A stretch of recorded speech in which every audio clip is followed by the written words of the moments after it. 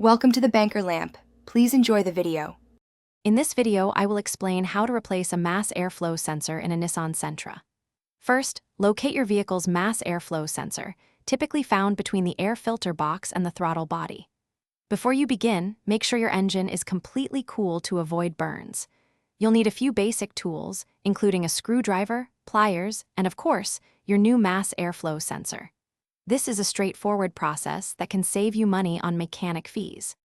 Now, let's get started. Begin by disconnecting the negative terminal of your car battery to ensure safety and prevent any electrical shorts. Next, carefully unplug the electrical connector from the mass airflow sensor itself. Be gentle, as these connectors can sometimes be fragile. Once the connector is off, loosen the clamps holding the sensor in place and then remove the old mass airflow sensor from the air intake tube.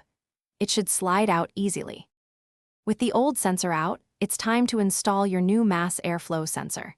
Carefully slide the new sensor into the air intake tube, making sure it's oriented correctly. Once it's in place, reconnect the electrical connector, ensuring it clicks firmly to indicate a secure connection. Finally, tighten all the clamps you loosened earlier.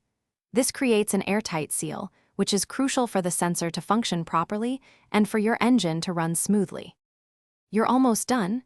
Reconnect the negative battery terminal, ensuring it's tight and secure. Now, start your Nissan Sentra and let it idle for a few minutes. Keep an eye on your dashboard for any check engine lights or other warning indicators. If everything looks good, take your car for a short test drive to confirm the new sensor is working correctly.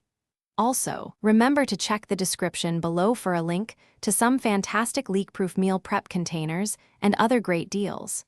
Thanks for watching. Thanks for watching. If this was helpful, leave a like and consider subscribing. See you next time.